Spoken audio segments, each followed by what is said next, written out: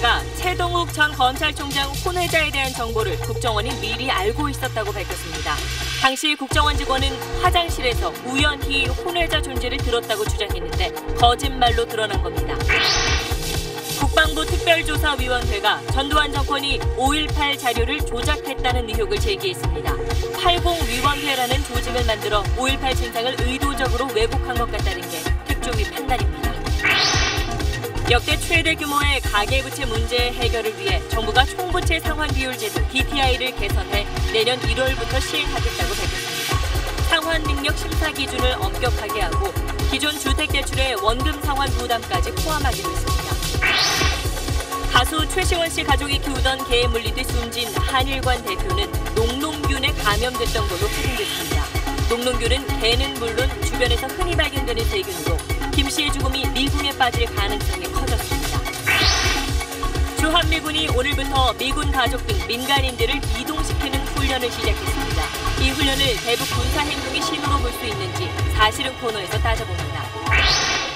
잇따라 드러난 공공기관 채용 비리와 관련해 문재인 대통령이 필요하면 전수조사를 해서라도 진상을 규명하라고 지시했습니다. 또 부정 채용된 당사자는 채용을 무효로 하거나 취소하는 방안도 검토될 것으로 보입니다. 경기도 용인의 한 물류센터 신축 공사 현장에서 옹벽이 무너지면서 1명이 숨지고 9명이 다쳤습니다. 흙더미에 깔린 작업자를 4시간 만에 보조했지만 이미 숨진 뒤였습니다. 공급생에게 술을 먹인 뒤 성폭행범으로 몰아 수천만 원을 뜯어낸 10대들이 경찰에 붙잡혔습니다. 공범인 여학생의 어머니도 돈을 뜯는 데 가담한 것으로 드러났습니다. 지난 2010년 인천대교 버스 사고로 14명이 숨진 이후 안전성이 강화된 가드레일로 교체하는 작업이 이루어지고 있습니다. 그런데 정작 비싼 통행료 받는 민자고속도로는 손을 놓고 있습니다.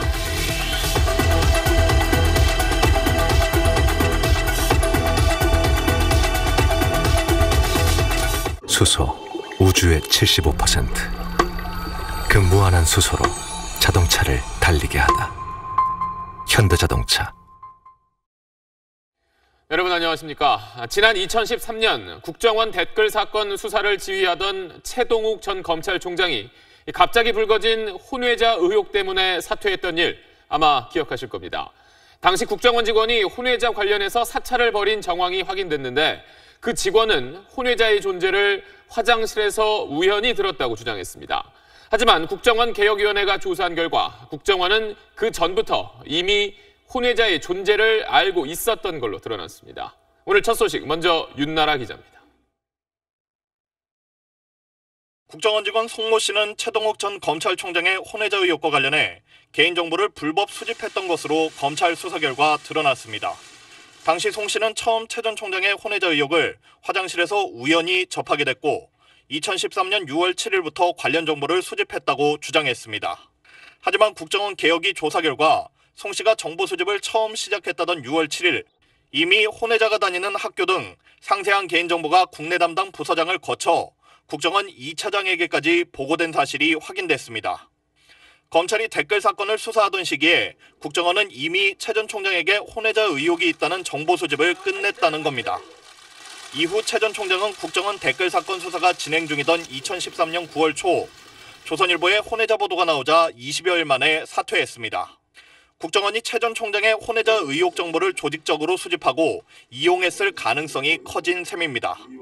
개혁위는 그러나 혼외자에 대한 정보를 청와대에 보고했다거나 조선일보에 유출했다는 의혹은 확인하지 못했다고 밝혔습니다. SBS 윤나라입니다. 국정원 개혁위원회가 밝히지 못한 부분은 이제 검찰의 몫으로 넘겨졌습니다. 국정원 지휘부나 당시 청와대의 개입 여부 그리고 언론에 보도된 경위들이 조사 대상입니다. 계속해서 임찬종 기자입니다. 지금까지 알려진 최동욱 전 검찰총장에 대한 국정원의 불법 사찰 착수 시점은 2013년 6월 7일이었습니다. 국정원 직원 송모 씨가 최 전 총장의 혼외자로 의심되는 학생의 학교 생활기록부를 발급해달라고 관련 교육지원청 측에 요청한 날입니다. 그런데 국정원 개혁위 조사 결과 같은 날 국정원 간부가 해당 학생의 이름과 재학 중인 학교를 이미 지휘부에 보고한 것으로 드러났습니다. 앞으로 검찰 수사는 이런 의심스러운 날짜의 일치에 초점을 맞출 것으로 보입니다. 최동욱 전 총장의 혼외자 관련 첩보를 보고받은 지휘부가 이를 송 씨에게 전달하며 검증을 지시했을 가능성을 배제할 수 없기 때문입니다. 첩보를 보고받았던 서천호 당시 국정원 2차장 등이 우선 조사 대상이 될 것으로 보입니다. 당시 청와대의 최 전 총장 혼외자 첩보 수집과 국정원의 불법 사찰 사이 관련성도 다시 수사될 것으로 보입니다. 지난 2014년 검찰은 국정원 직원 등은 기소하면서도 같은 내용의 첩보 확인 작업을 했던 청와대 민정수석실 직원에 대해선 정상적 감찰 활동이었다며 무혐의 처리한 바 있습니다. 또 최동욱 전 총장의 혼외자 의혹과 관련된 2013년 9월 조선일보 보도와 국정원, 청와대의 첩보활동과의 관련성도 재수사할 전망입니다. SBS 임찬종입니다. 국정원 개혁위원회는 또 고 노무현 전 대통령 수사와 관련해서 국정원이 여론 조작에 관여한 정황을 확인했다고 밝혔습니다. 다만 SBS가 보도했던 논두렁 시계의 출처는 국정원이 아니라고 결론 내렸습니다. 이 소식은 이한석 기자입니다. 국정원 개혁위는 2009년 대검찰청 중앙수사부가 고 노무현 전 대통령을 수사할 당시 국정원 담당 직원이 이인규 당시 대검 중수부장을 만나 고가 시계 수수권 등은 중요 사안이 아니니까 언론에 흘려 적당히 망신 주는 선에서 활용하고 수사는 불구속으로 하자고 요구했다고 밝혔습니다. 다만 박연차 태광실업 회장으로부터 선물 받은 고가 시계를 노 전 대통령이 논두렁에 버렸다고 검찰에 진술했다는 SBS의 보도의 출처는 국정원이 아니라고 확인했습니다. 국정원 측이 그런 내용의 언론 플레이를 지시한 정황이 없었고 논두렁이란 단어가 있는 국정원 내부 문건도 나오지 않았다고 전했습니다. 또 최초 보도한 SBS 기자가 검찰을 통해 취재했다고 진술했다고 덧붙였습니다. 하지만 사건의 핵심 당사자인 이인규 당시 대검 중수부장은 지금 밝히면 다칠 사람들이 많다며 조사를 거부했다고 전했습니다. 국정원 개혁위는 이와 함께 당시 국정원 직원 4명이 SBS 하금열 사장을 만나 노 전 대통령 수사 상황을 적극 보도해달라고 요청한 사실을 확인했다고 밝혔습니다. 이에 대해 하금열 전 사장은 국정원으로부터 그런 협조 요청을 받은 적도 보도국에 지시한 사실도 없다며 전면 부인했습니다. 국정원 개혁위는 지난 2009년 당시 고대영 KBS 보도국장이 국정원 직원으로부터 특정 보도를 하지 말아달라는 청탁과 함께 현금 200만 원을 받은 정황을 포착해 뇌물 혐의로 검찰 수사 의뢰가 필요하다고 권고했습니다. SBS 이한석입니다. 국정원 개혁위원회의 발표 내용 하나 더 전해드리겠습니다.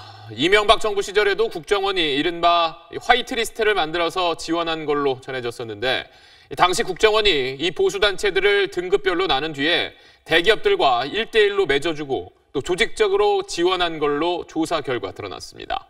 김기태 기자가 취재했습니다. 국정원 개혁위원회는 이명박 정부 시절 국정원이 청와대의 요청에 따라 보수단체를 조직적으로 지원했다고 밝혔습니다. 2009년 당시 공기업을 동원한 지원이 원활하지 못하자 청와대가 나서 국정원이 조정 역할을 하도록 강하게 요구했다는 겁니다. 다음 해인 2010년부터는 공기업은 물론 전경련을 매개로 대기업으로까지 지원 주체를 확대했습니다. 삼성과 현대차 등 17개 기업이 동원돼 32억 원 규모의 지원이 추진 중이란 내용이 국정원 지휘부에 연중 수시로 보고됐다고 개혁위는 밝혔습니다. 자유총연맹 등 3개 단체는 S급으로, 미디어워치 등 5개는 A급으로 나누는 등 모두 18개 단체를 실적과 규모에 따라 5개 등급으로 나눠 차등 지원했습니다. 2011년부터는 지원받는 보수단체의 수가 43개로 늘어났습니다. 18개 기업이 기부금을 제공하거나 인터넷 매체엔 광고를 주는 방식으로 지원 규모를 36억 원으로 늘렸습니다. 특히 이 당시에는 매칭 추진 결과라는 제목으로 어떤 기업이 어떤 단체를 맡았는지 상세히 보고된 것으로 드러났습니다. 개혁위는 또 민간인 해킹 프로그램 사찰에 대해선 국정원이 직접 개입한 정황은 찾지 못했고 타살 의혹이 제기됐던 해킹 프로그램 운용 실무자 임모 국정원 과장은 자살한 것으로 최종 결론 냈다고 밝혔습니다. SBS 김기태입니다. 전두환 정권 시절 80위원회라고 불리는 5.18 광주민주화운동 진상규명위원회가 만들어졌었던 사실을 국방부 특별조사위가 확인했습니다. 전두환 정권이 이 80위원회라는 조직을 통해서 의도적으로 진실을 왜곡한 것 같다는 게 국방부의 판단입니다. 김수영 기자입니다. 국방부 5.18 특별조사위원회는 전두환 정권 시절인 1985년 이른바 80위원회가 구성된 사실을 확인했다고 밝혔습니다. 80위원회는 1985년 6월 5일 관계장관 회의를 통해 구성된 이른바 광주 사태 진상규명위원회의 별칭입니다. 80위원회 구성 12일 전 서울 미 문화원 점거 사건이 일어났습니다. 5.18 진상규명 요구가 거세지던 상황이어서 전두환 정권이 5.18 대책기구를 서둘러 구성한 것으로 추정됩니다.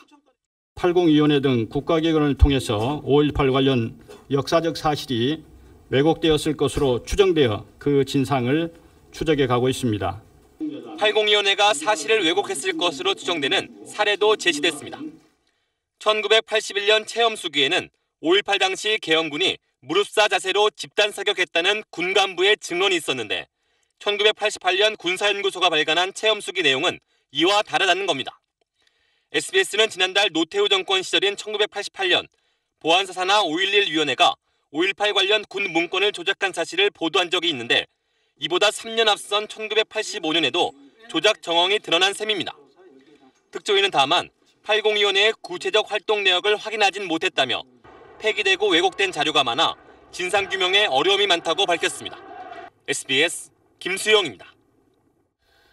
주한 미군 가족처럼 한국에 있는 미국인들을 비상 대피시키는 훈련이 오늘부터 시작됐습니다. 최근 한반도 위기 속에 이번 훈련이 어떤 의미를 갖는 건지 잠시 뒤 사실은 코너에서 자세히 전해드리겠습니다.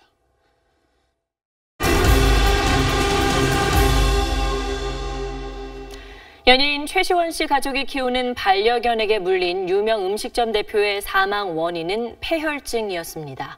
폐혈증을 일으키는 원인균에 따라 사인을 보다 구체적으로 밝힐 수 있는데 SBS 취재 결과 녹농균이 검출된 게 확인됐습니다. 하지만 여러 의문점이 또 남습니다. 먼저 김혜민 기자가 보도합니다. 지난달 30일 한일관 대표 53살 김모 씨는 최시원 씨 가족의 반려견에 정강이를 물렸습니다. 김 씨는 엿새 뒤 증상이 악화돼 폐혈증으로 숨졌습니다. 10시 15분에 호흡곤란이 심해져가지고 기관 사건을 했고요. 5시 10분에 사망하셨다고 기록에 나와 있거든요. 치료 과정에는 문제가 없었다고. 사망 나흘 뒤 나온 김 씨의 혈액 검사 결과에는 녹농균이 검출됐다고 유가족이 밝혔습니다. 녹농균에 의한 폐혈증이었던 겁니다. 그러나 정확한 감염 원인과 경로는 밝히기 어려운 상황입니다. 김 씨의 시신은 부검 없이 이미 화장됐습니다. 또 경찰은 유가족의 고소가 없는 한 개 주인인 최 씨 가족을 수사할 계획도 없다고 밝혔습니다. 김 씨의 유가족은 개에 물렸을 당시 경찰에 신고하지 않았고 숨진 뒤에는 사망 신고만 했습니다. 경사 부분만 왔었지 그게 원인 관계 부분에 대해서 아무것도 저희 쪽에서는 접수되거나 민원인한테 들은 바가 없습니다. 유가족 측은 최 씨 가족과 합의한 데다 처벌을 받더라도 가벼워 실익이 없다고 판단했다고 밝혔습니다. 피해자와 합의가 되거나 이러면 보통 벌금형이나 집행유예 성범죄 좀 처벌이 경하기 때문에 결국 피해자는 있지만 처벌받는 사람은 없는 사건으로 남게 됐습니다. SBS 김혜민입니다. 조동찬 의학 전문 기자 나와 있습니다. 먼저 녹농균이란 게 어떤 겁니까? 네, 감염되면 녹색 고름을 만든다고 해서 녹농균이라는 이름이 붙여졌는데요. 주로 상처가 난 부위, 이번에는 개에게 물린 상처가 되겠죠. 그리로 침투해서 감염병을 일으키는데 혈액으로 들어가서 온몸으로 퍼지면서 폐혈증으로 발전한 것으로 보입니다. 네, 그럼 이 녹농균의 감염 경로를 어떻게 추측해 볼 수 있을까요? 네, 1차적으로는 병원을 의심해 볼 수 있습니다. 미국 워싱턴대 연구를 보면요. 원래는 감염병이 없다가 병원에서 치료를 받은 뒤 감염병을 얻은 환자 가운데 14%가 바로 녹농균이었습니다. 특히 질병관리본부 지침을 보면요. 여러 항생제에 내성을 지닌 녹농균이라면 일단 병원 내 감염을 의심해 봐야 된다. 이렇게 쓰여 있습니다. 네, 그렇군요. 근데 병원 치료 전에 개에 물렸고 개 입안에도 균이 많이 있는데 그 균 때문일 가능성은 어느 정도입니까? 네, 물론 그 가능성 배제할 수 없습니다. 하지만 개의 구강에 있던 녹농균이 사람에게 감염병을 일으킨 경우가 저희가 찾아보니까 전 세계적으로 한 6건 정도밖에 안 돼서 가능성은 매우 좀 낮아 보입니다. 그리고 또 녹농균은 생존력이 강하고요. 수영장, 그다음에 욕실 같은 습한 환경에서 잘 자라기 때문에 피해자가 집에 머무는 한 5일 동안 그때 상처 부위를 통해서 감염됐을 가능성도 배제할 수 없습니다. 네, 뭐 원인을 하나로 단정 지을 수는 없어 보이는데 그럼 혹시 개에 물리거나 상처가 나면 어떻게 치료를 받아야 할까요? 네, 상처 부위를 통해서 균이 온몸으로 퍼지면 치사율이 30%를 넘습니다. 그런데 폐혈증 초기에는 체온이 38도 이상 올라갈 수도 있고 혹은 반대로 36도 이하로 떨어질 수도 있는데 두 경우 모두 환자는 춥다고 느낍니다. 또 숨을 분당 20회 이상 가쁘게 쉬고 심장이 분당 90회 이상 빨리 뛰기도 합니다. 이런 증상이 나타난 지 6시간 이내에 병원에서 집중 치료를 받으면 사망률이 10% 이내로 떨어집니다. 그리고 폐혈증 증세가 오기 전이라도 상처 부위가 낫지 않고 붉게 변하면서 아프면 치료를 서둘러야만 골수염 같은 심각한 합병증을 줄일 수 있습니다. 네, 알겠습니다. 잘 들었습니다. 이렇게 개에 물려 숨지거나 다치는 사고가 잇따르면서 개 물림 사고에 대한 대책을 세워야 한다는 목소리가 높습니다. 반려견 주인들이 우리 개는 안 문다며 목줄을 채우지 않고 다니는 게 큰 문제인데 정부가 관련 법을 강화하기로 했습니다. 장선희 기자입니다. 이모 씨는 지난해 여름 이웃집 진돗개에게 물렸습니다. 목줄 안 한 상태에서 그냥 바로 저한테 달려 들어가지고 물은 거예요. 물고 흔들고 허벅지도 물고 20번을 넘게 지금 꼬맨 거고요. 근육이 파열돼 2시간에 걸쳐 대수술을 받았는데 지금도 개만 보면 온몸이 떨리는 등 후유증에 시달립니다. 김미란 씨는 지난달 5살 된 딸이 지나가던 개에 물려 다쳤습니다. 역시 목줄 없이 활보하던 개였습니다. 강아지를 풀어놓은 거예요. 막 그냥 지나오다 덮친 거죠, 강아지가. 팔 놓고 딱 물었어요. 애기가 난리 났죠. 현행법에는 반려동물을 목줄 없이 데리고 다니면 50만 원 이하의 과태료를 부과하게 돼 있습니다. 하지만 시행령에 따라 처음 적발되면 5만 원, 두 번째에는 7만 원, 세 번째 적발 시 10만 원의 과태료를 물리고 있습니다. 그나마 적발해도 구두 경고에 그치는 경우가 대부분입니다. 개에게 목줄을 하지 않은 채 한강공원을 활보하다 적발된 사례는 지난해 3만 8천 건이 넘습니다. 하지만 과태료를 부과한 것은 55건에 불과했습니다. 솜방망이 처벌에 대한 비판 여론이 일자 농식품부는 과태료 기준을 1차 적발 시 20만 원, 2차와 3차 때 각각 30만 원과 50만 원으로 대폭 올리기로 했습니다. SBS 장선입니다.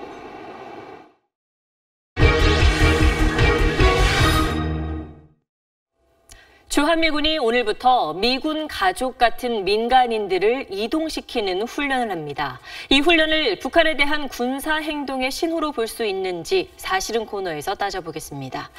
박세훈 기자, 북한 위기 때마다 여러 소문이 있었는데 그중에 불안하게 한 소문 중에 하나예요, 이게. 미국 정부가 우리나라에 있는 미국 민간인들에게 한국을 떠나라는 소개령을 내렸다는 거잖아요. 네, 이게 지금 보시는 게 지난달 우리나라에 사는 미국인들 사이에서 돌았던 실제 메시지입니다. 주한미군이 공식적인 민간인 소개령을 내렸다라는 내용이거든요. 근데 지난달 3일에 북한이 6차 핵실험을 한 뒤였어요. 그래서 이게 사실인지 확인하느라 소동이 벌어졌고요. 미 8군은 가짜 메시지다 이렇게 해명하는데 진땀을 흘렸습니다.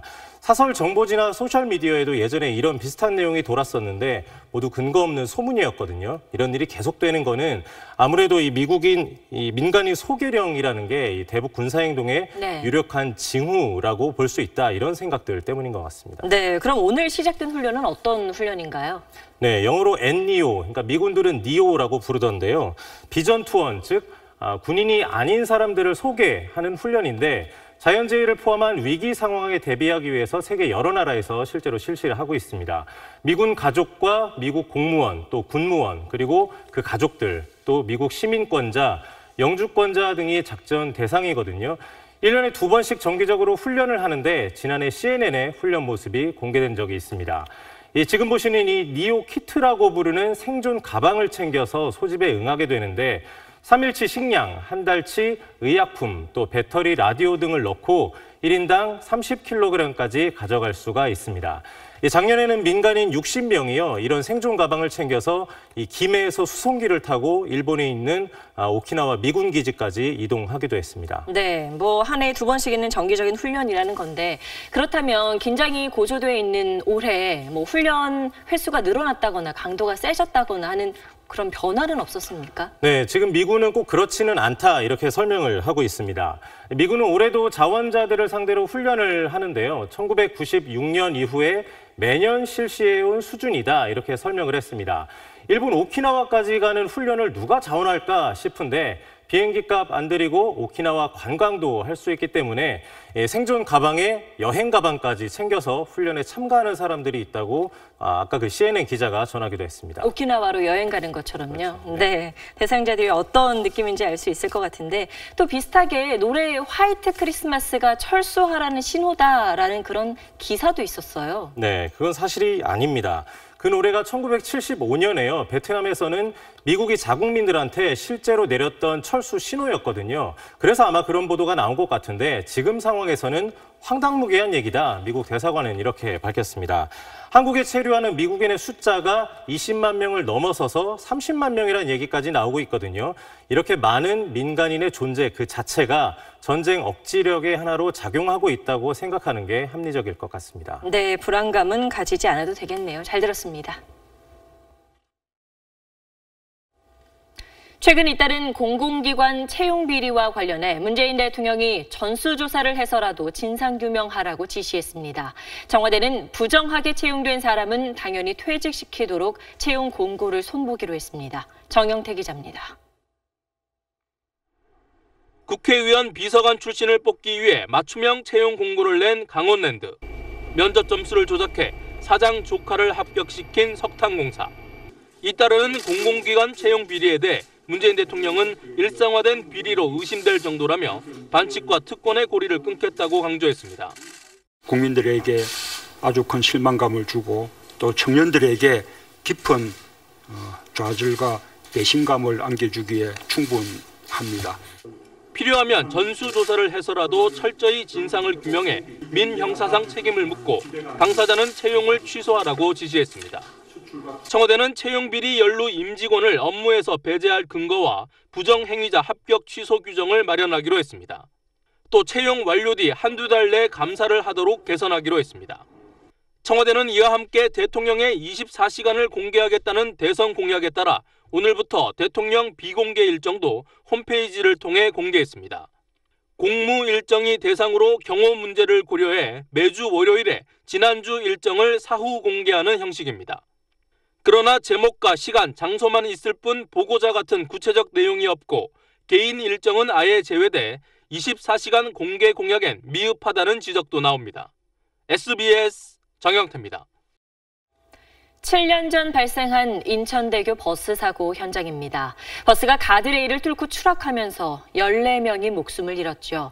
당시 가드레일이 재구시를 못했다는 지적에 따라 고속도로에서 보다 안전한 가드레일로 바꾸는 작업이 이루어지고 있는데 정작 비싼 통행료 받는 민자고속도로는 손을 놓고 있습니다. 강청환 기자가 취재했습니다. 인천 버스 사고를 계기로 지난 2012년 국토부는 가드레일 안전 기준을 강화합니다. 국토부 실험 영상입니다. 강화된 가드레일은 시속 80km로 달리던 4.5톤 트럭이 들이받아도 도로 안으로 다시 튕겨냅니다. 차가 쉽게 넘어가는 기존 가드레일과 확연히 다릅니다. 현장을 둘러봤습니다. 교체된 가드레일은 재질도 강화됐을 뿐 아니라 이렇게 V자 모양의 견고한 지지대가 있어서 외부 충격을 잘 버틸 수 있게 설계됐습니다. 도로공사는 현재 고속도로 주요 구간 540km에 새 가드레일을 깔았고 2020년까지 1차 교체 작업을 마칠 계획입니다. 그런데 훨씬 비싼 통행료를 받는 주요 민자고속도로는 예산이 없다며 거의 손을 놓고 있습니다. 교체 작업을 단 한 곳도 안 한 구간도 있습니다. 문제는 강화된 안전기준을 적용하도록 강제할 수단이 없다는 겁니다. 국토부가 민자도로업체와 협약을 맺을 때 강화된 기준에 따르도록 할 의무 규정을 담지 않아서입니다. 국민 안전이 우선이지 예산이 우선은 아니지 않습니까요? 빠른 교체가 필요하지 않을까 생각됩니다. 가드레일이 교체되지 않은 천안 논산 민자도로에선 지난 4월에도 승용차가 가드레일을 뚫고 추락해 운전자 1명이 숨졌습니다. SBS 강청원입니다. 오늘 오전 경기도 용인의 한 물류센터 신축 공사 현장에서 20m 높이의 옹벽이 무너졌습니다. 구조대가 4시간 만에 흙더미 속에서 1명을 발견했지만 끝내 숨졌고 함께 일하던 9명이 다쳤습니다. 전형우 기자입니다. 굴착기와 구조대원, 구조견이 투입돼 무너진 옹벽에 묻힌 사람을 수색합니다. 구조견이 사람을 발견하고 짓자 소방대원들이 바쁘게 움직입니다. 사고 발생 4시간 반 만에 작업자를 구조했지만 의식과 호흡이 없는 상태였습니다. 오늘 오전 10시 반쯤 경기 용인시의 한 공사 현장에서 높이 20여 미터의 옹벽이 무너졌습니다. 높은 흙더미와 콘크리트 구조물이 무너져 내렸고 작업 중이던 굴착기도 전복됐습니다. 작업자 2명이 매몰되고 8명이 다쳤습니다. 안쪽에서 이제 누가 이렇게 흙이 떨어진다, 벽이 갈라진다 그러길래 보니까 벽이 뭐 툭툭툭툭 갑자기 갈라지면서 뛰면서 뒤로 보니까 이렇게 넘어오는 거라. 웅 날리다가 툭 떨어지고.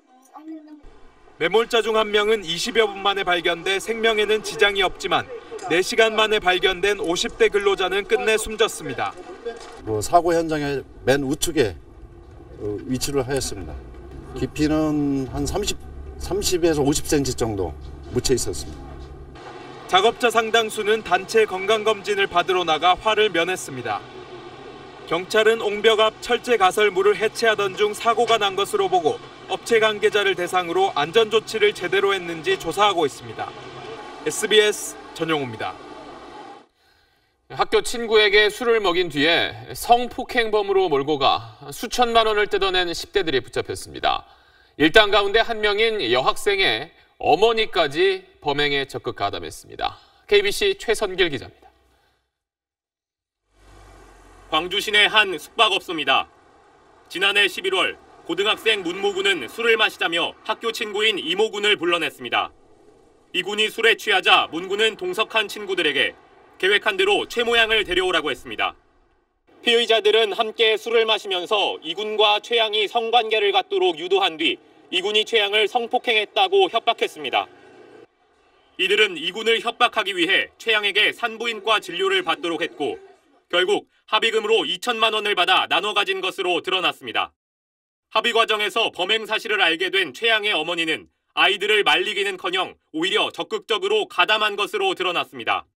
범행 사실을 알고 난 이후에는 적극 가담을 해서 오히려 더 피해자를 협박해서 구속시키겠다 이렇게 하면서 금품을 갈취했습니다. 합의금을 마련하려고 대출까지 받아야 했던 피해자 이모군의 부모는 충격을 받았습니다. 이들의 범행은 지난 9월 성추행 수법으로 다른 학생의 돈을 뜯어내려다 덜미가 잡혔습니다. 경찰은 문군을 구속하고 최 양과 어머니 등 7명을 불구속 입건했습니다. KBC 최선길입니다.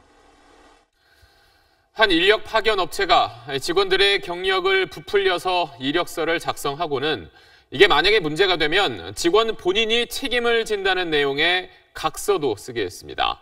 이렇게 한 뒤에 임금은 최저 수준에 가깝게 지급한 걸로 드러났습니다. 보도에 박찬근 기자입니다. 경력 1년 차였던 IT 개발자 A씨는 올해 초 인력 파견 업체를 통해 취업에 성공했습니다. 그런데 이력서엔 경력이 9년으로 기재돼 있었습니다. A씨는 파견 업체가 이력서를 작성해주고는 확인서에 서명하게 했다고 말합니다. 당시 작성한 확인서입니다. 만약 경력서가 조작됐다면 본인이 조작한 것으로 인정하고 추후 문제가 되면 파견 업체는 법적 책임이 없다는 내용입니다. 9년차를 맞추기 위해서 4년제 대학을 2년제 대학으로 바꿔놓고 군대도 밑빌로 바꿔놨더라고요. 또 다른 B씨는 파견 업체가 조작된 경력서에 부담 갖지 말라는 당부도 했다며 당시 녹취를 들려주었습니다.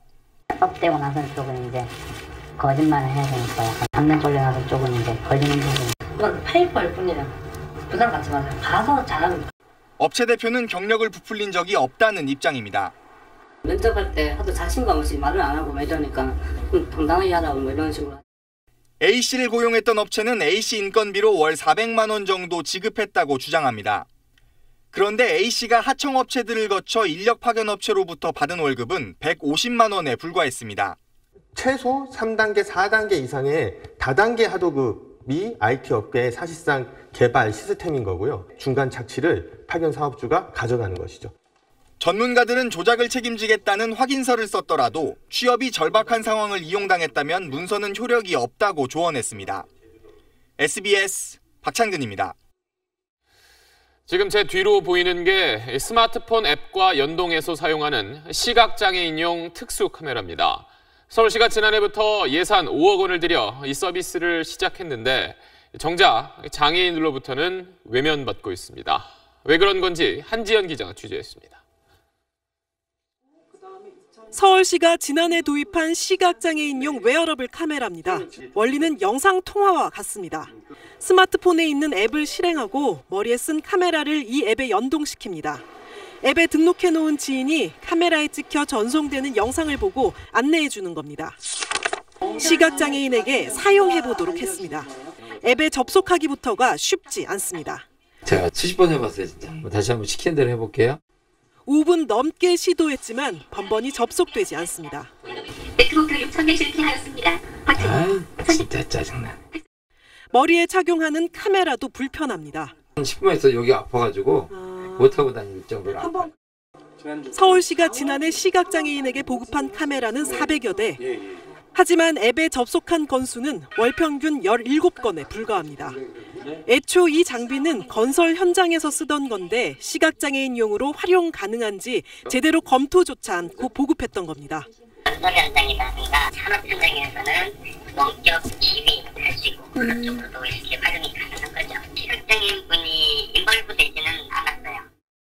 서울시도 미흡했음을 인정합니다. 제가 봐도 좀 그래요. 너무 이렇게 쓰던 걸 하니까 좀 불편하긴 하죠.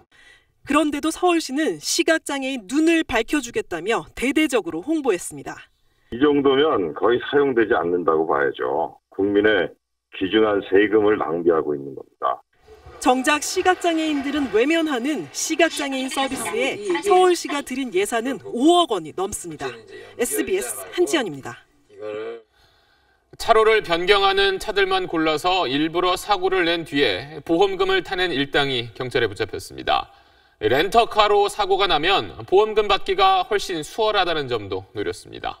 보도에 안상우 기자입니다. 차로를 바꾸려는 순간 흰색 차량이 달려와 그대로 부딪힙니다. 다른 차들을 먼저 보내고 차선에 들어서자마자 차량 한 대가 운전석 옆을 충돌합니다. 20살 최모 씨 등 42명은 이 같은 수법으로 지난해부터 수도권 일대에서 고의 사고를 15차례 냈습니다. 그리곤 치료비나 합의금 명목 등으로 보험금 1억 2천여만 원을 받았습니다. 차로 변경 차량과 사고가 나면 일단 진로를 변경한 쪽에 더 과실이 있는 것으로 본다는 점을 악용한 겁니다. 충분하게 앞차 보내고 뒤에 공간을 내가 남겨놓고 조심스럽게 들어갔는데 일단 내가 끼어든 차니까 내가 과실이 있다 생각하고 또 렌터카로 사고가 나면 자신의 과실 비율이 커지더라도 렌터카 회사와 계약한 면책금만 내면 된다는 점도 이용했습니다. 실제로 이들은 면책금 50만 원만 내고 많게는 1,100만 원에 이르는 합의금을 보험사로부터 받았습니다. 렌트카 같은 경우는 면책금만 부담을 하고 나머지는 이제 렌트카 회사하고 보험사에서 처리를 하기 때문에 손쉽게 보험금을 탈 수 있다는 것을 악용을 한 겁니다. 경찰은 최 씨 등 42명을 보험 사기 혐의로 입건했습니다. SBS 안상우입니다. 치매는 증상이 나타나기까지 시간이 꽤 걸리기 때문에 일찍 발견하기가 쉽지 않습니다. 그런데 혈액을 통해서 치매를 예측하는 기술이 국내 연구진에 의해 처음 개발됐습니다. 정구희 기자가 자세히 전하겠습니다. 82살 이모 씨는 지난해 치매 초기 진단을 받았습니다. 아이들이 이제 일러준 말을 거의 날을 기억을 못해. 또 내가 이런 병이다 어떻게 오나 나한테. 치매의 70%를 차지하는 알츠하이머 병은 뇌 베타 아밀로이드라는 비정상 단백질이 쌓이면서 발생합니다. 증상이 나타나기까지 적어도 몇 년이 걸리기 때문에 일찍 발견하기 쉽지 않습니다. 서울대 연구팀이 치매 증상이 나타나기 전에 혈액으로 발병을 예측할 수 있는 기술을 처음으로 개발했습니다. 치매 증상이 없어도 뇌에 베타 아밀로이드가 쌓이면 혈액 속에 4가지 특이 물질이 생기는데 혈액에서 이 물질을 찾아내는 방법입니다. 지금까지 증상이 나타나기 전엔 치매를 확인하기 위해선 아밀로이드 PET라는 고가의 뇌 영상 검사를 해야만 했습니다. PET 검사를 받은 100명을 대상으로 새로운 방법을 검증한 결과 정확도가 90%에 달하는 것으로 나타났습니다. 증상이 나타나기 10년, 20년 전에도 뇌에 아밀로이드가 축적되어진다는 것이 보고가 되어졌습니다. 정상군에서 뇌에 베타아밀로이드가 침착된 군을 가려내는 방법이라서 기존의 것과는 차별화가 됩니다. 연구팀은 연구 결과를 국내 기업에 이전했다면서 세계 최초의 상용화도 기대할 수 있게 됐다고 밝혔습니다. SBS 정구입니다. 우리나라 가계가 지고 있는 전체 대출 규모가 1,400조 원에 육박합니다. 평균 내면 각 가구마다 6,600만 원을 떠안고 있는 셈인데 빚 있는 가구의 70%는 상환에 어려움을 겪고 있습니다. 경제의 안정성을 해치는 뇌관이 될 수 있다는 위기감이 커지면서 정부와 여당이 대출을 더 줄이기로 했습니다. 조성현 기자입니다. 금융기관들은 대출을 결정할 때 돈 빌리는 사람의 갚을 능력을 따집니다. 정부는 이 상환 능력 심사 기준을 더 엄격하게 적용하기로 했습니다. 총부채 상환 비율 DTI가 대표적인 잣대인데 지금은 새롭게 받을 주택담보대출의 원리금과 기존에 받았던 주택대출의 이자 상환액만을 따져 대출액을 정했습니다. 내년 1월부터는 여기에 기존 받았던 주택대출의 원금까지 포함시켜 대출액을 정합니다. 이렇게 되면 기존 주택대출이 있는 경우엔 대출받을 수 있는 금액이 크게 줄어듭니다. 내년 하반기부터는 전체 빚 규모와 이를 갚을 능력까지 고려해 대출금을 정하는 총부채 원리금 상환 비율 DSR이 도입됩니다. DSR이 도입되면 은행들은 주택담보대출은 물론 마이너스 통장과 신용대출 등 모든 대출금이 얼마 있는지 따진 뒤 돈을 빌려줍니다. 또 대출자의 장래 예상소득 등 빚을 갚을 능력을 꼼꼼히 따지기 때문에 대출받기가 더욱 어려워지는 겁니다. GDP 대비 가계부채 규모가 크고 빠른 속도로 증권세가 지속되고 있어서 선제적인 대응을 통한 리스크 관리가 필요한 상황입니다. 대출 조건을 까다롭게 하면 빚 증가 속도엔 제동이 걸릴 수 있지만 빚 상환이 버거운 가계는 파산할 수 있습니다. 정부는 취약한 가계에 빚 상환 부담을 덜어주는 보완책이 포함된 가계부채 종합대책을 내일 발표합니다. SBS 조성현입니다. 아베 일본 총리가 개헌 승부수로 던진 중의원 선거에서 집권 자민당이 압승을 거뒀습니다. 전체 465석 가운데 절반이 훨씬 넘는 284석을 얻었고 연립여당인 공명당까지 합치면 313석, 개헌도 가능한 의석 3분의 2를 넘은 겁니다. 어떤 의미가 있는지 도쿄 연결해서 알아봅니다. 최호원 특파원. 네, 도쿄입니다. 네, 자민당이 압도적인 승리를 거뒀군요. 네, 그렇습니다. 자민당이 확보한 284석은 국회 전 상임위에서 과반수를 차지할 수 있는 수준입니다. 무소불위의 권력이 자민당에게 주어진 겁니다. 무엇보다도 북한의 위협을 강조해 유권자들의 불안 심리를 자극한 것이 주요했습니다. 緊迫する北朝鮮情勢に対しても国民の皆様からいただいた信頼を背景に力強い外交を展開します。 야당들도 분열했습니다. 초반 돌풍을 일으켰던 고이케 도쿄도지사는 기존 야당 의원들을 영입하면서 사상 검증을 벌였다가 역풍을 맞았습니다. 대신 진보 계열의 입헌민주당이 반아베표를 결집해 제1야당에 올랐지만 55석에 불과한 상태입니다. 이렇게 되면 당장이라도 전쟁 가능 국가로의 개헌을 밀어붙일 수 있는 거 아닙니까? 네, 그렇습니다. 우선 개헌 세력을 살펴보면요. 자민당과 공명당뿐 아니라 희망의 당과 일본 유신회까지 전체 의석의 80%에 이릅니다. 개헌하기 더없이 좋은 상황인 만큼 아베 총리는 이르면 올해 안에 개헌안의 국회 발의를 추진할 겁니다.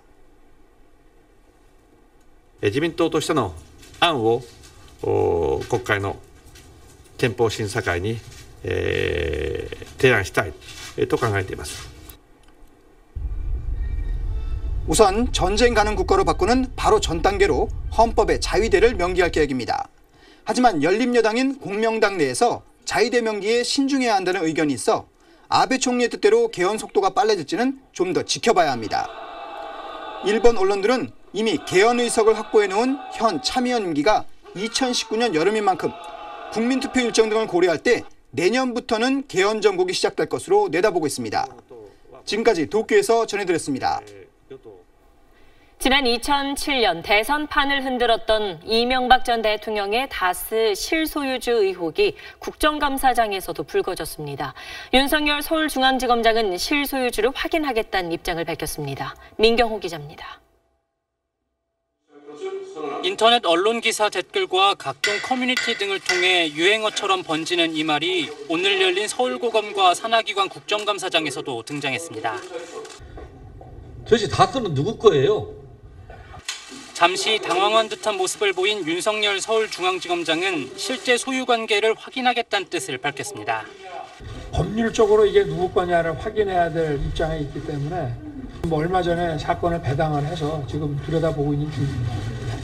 BBK 사건 피해자들에게 가야 할 손해배상금 140억 원을 다스가 가로챘고 이명박 전 대통령 당시 청와대가 이 과정에 개입했다는 의혹에 대해 수사의 뜻을 분명히 한 겁니다. 최순실 씨가 사용한 걸로 검찰이 결론 내린 태블릿 PC는 세상에 그 존재가 알려진 지 1년이 지나서도 여전히 뜨거운 감자였습니다. 자유한국당 김진태 의원은 국정농단 사건의 진상을 밝히기 위해 태블릿 PC를 검증해야 한다고 주장했고 정의당 노회찬 의원은 태블릿 PC에는 아무런 문제가 없으며 태블릿 PC가 국정농단 사건의 핵심도 아니라고 맞섰습니다. 국정원 댓글 사건을 비롯한 검찰의 최근 적폐 수사에 대해서도 여야는 공방을 이어갔습니다. 이에 대해 윤 지검장은 검찰은 정치를 하는 사람이 아니라며 법에 따라 수사하고 판단하는 거라고 강조했습니다. SBS 민경호입니다. 사생결단식 싸움을 벌이고 있는 자유한국당 홍준표 대표와 친박 핵심 서청원 의원이 각각 출국했습니다. 당분간 맞대결은 숨고르기 국면인데 국민의당이 성완종 리스트 진실 공방에 가세했습니다. 최고은 기자의 보도입니다. 안보 외교차 미국으로 떠나기 전 가진 간담회에서 홍준표 대표는 서청원, 최경환 의원을 다시 겨눴습니다. 박근혜 전 대통령 뒤에서 호가호위하며 당을 농단했다고 비판했습니다. 숨어 있다가 이제서 나와서 책임을 지지 않으려고 하는 것은 좀 비겁합니다. 서 의원은 맞대응은 자제한 채 국정감사를 위해 중국으로 출국했습니다. 홍 대표는 28일, 서 의원은 26일 귀국하는 만큼 상대방의 대응을 지켜보며 정면 승부에 대비할 걸로 보입니다. 가장 큰 변수는 녹취록 존재 여부와 내용입니다. 서 의원은 성완종 리스트 수사 과정에서 홍 대표가 자신에게 핵심 증인의 증언을 번복하게 해달라고 요청했다고 주장했는데 국민의당 의원이 관련 기록을 갖고 있다며 검찰 수사를 촉구하면서 진실 공방에 끼어들었습니다. 번복을 해달라고 명확히 말을 했어요. 이러한 전화 통화에 관한 객관적 자료를 저희 당이 확보를 하고 있어요. 홍 대표 측은 전화 통화는 있었지만 홍 대표의 구명 부탁은 일절 없었다고 주장하면서 서 의원이 통화 내용을 녹음했다면 인격이 의심스럽다고 비난했습니다. 양측은 오는 30일쯤 박근혜 전 대통령에 대한 최고위원회의 제명 의결을 놓고 다시 맞붙을 걸로 보입니다. SBS 최고은입니다. 연극은 보통 캄캄한 극장에 앉아 보는 거라고 생각하시죠. 그런데 요즘 기존의 무대를 벗어난 새로운 시도가 잇따르고 있습니다. 조지현 기자입니다. 난 빨간 머리를 따라 걸었죠. 지금 같은 오후. 스마트폰 속 배우의 설명을 따라 대학로 구석구석을 걷습니다. 마로니에 공원도. 원래는 이 자리에 아파트를 만들려고 그랬대요. 어쩌면 우린 오늘 이곳에서 만나지 못할 뻔했네요. 서울대병원도. 경모궁, 사도세자의 사당, 담장도 없이 혼자 남은 문. 이름 없는 골목도, 횡단보도도. 나름의 사연과 행인처럼 스쳐가는 배우들의 연기가 더해져 특별하게 다가옵니다. 다른 일반 사람들도 꼭 배우인 것처럼 느껴지고 산책하는 느낌으로 공연을 볼 수 있다는 그런 면에서 되게 좋았어요. 직접 발로 걸으며 공연에 참가한 관객은 새삼 느끼게 됩니다. 우리 모두 삶이라는 무대의 주인공이라는 걸요. 어떻게 보면 좀 이 일상을 어떻게 다시 한번 바라보면 오히려 그게 예술만큼 내 삶에 좀 활력을 좀 줄 수 있지도 않을까. 이렇게 관객이 능동적으로 참여하는 공연이 요즘 부쩍 늘었습니다. 관객과 배우가 극장 건물을 돌며 공연을 함께 만드는가 하면 단 한 명의 관객이 VR 안경을 쓰고 극장 곳곳을 탐색하며 보는 공연도 있습니다. 새로움을 찾는 예술가와 관객이 첨단 IT 기술을 만나 공연의 영역을 넓혀가고 있습니다. SBS 조지연입니다. 문재인 정부에서 신설된 중소벤처기업부 장관 후보자에 홍종학 전 더불어민주당 의원이 지명됐습니다. 박성진 포항공대 교수가 후보직에서 물러난 지 38일 만입니다. 청와대는 홍 후보자가 지난 대선 때 공약을 가다듬은 경제학자로 양질의 일자리 창출에 기여할 적임자라고 설명했습니다.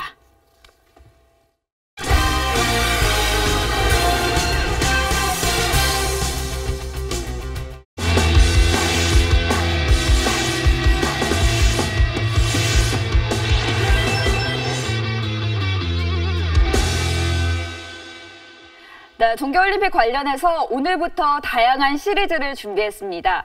첫 순서는 성화에 대한 이야기입니다. 평창올림픽을 밝힐 성화가 내일 그리스에서 채화됩니다. 정희돈 기자입니다. 올림픽 성화는 그리스 신화에서 프로메테우스가 인간에게 선물한 불을 기념하기 위해 경기장에 불을 피워놓는 의식에서 유래됐습니다. 근대올림픽 성화는 1928년 암스테르담 대회에서 처음으로 등장했고 성화를 들고 개회식장까지 뛰는 봉송은 1936년 베를린 올림픽에서 시작됐습니다. 고대 올림픽 정신을 계승한다는 의미에서 그리스 올림피아에서 오목거울을 이용해 태양열로 불을 붙입니다. Απόλλωνα, Θεέ του ήλιου και της ιδέας του φωτός. 성화는 그리스 전역을 한 바퀴 돈 뒤 올림픽 개최지로 전달되는데 2014년 소치 올림픽 때는 소유즈 로켓으로 우주 정거장까지 봉송해 화제를 모았습니다. 평창 올림픽을 밝힐 성화는 내일 채화돼 개막 100일 전인 오는 11월 1일 우리나라에 도착합니다.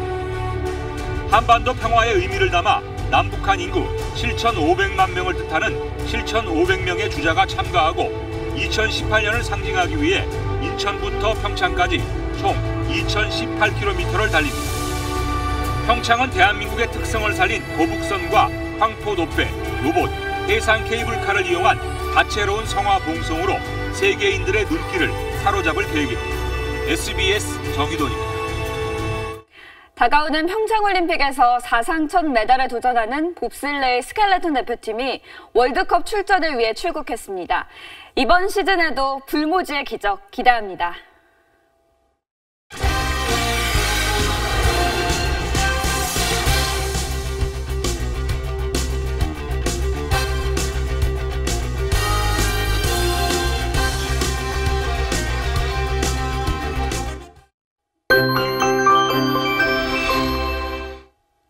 이제 슬슬 초겨울 외투를 꺼낼 시기가 다가옵니다. 내일 아침도 오늘만큼 공기가 차가워지겠는데요. 서울의 아침 기온은 9도, 대관령은 올가을 들어 가장 낮은 영하 2도까지 떨어지겠습니다. 중부와 경북 내륙에서는 서리가 내리고 얼음이 어는 곳도 있겠고요.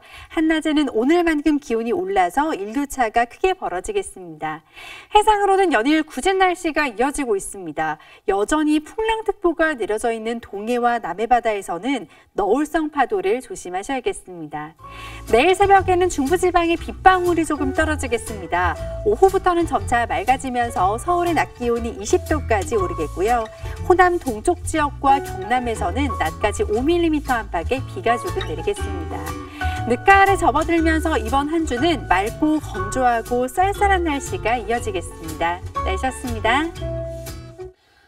세상에 나쁜 개는 없다. 다만 나쁜 주인이 있을 뿐이다. 라는 말이 있습니다. 나에게는 너무도 소중하고 귀여운 반려견이 누군가에겐 두려움의 대상이 될 수 있습니다. 반려견을 사랑하는 만큼 남들에 대한 배려와 책임감도 필요합니다. 월요일 8시 뉴스 여기서 마치겠습니다. 고맙습니다.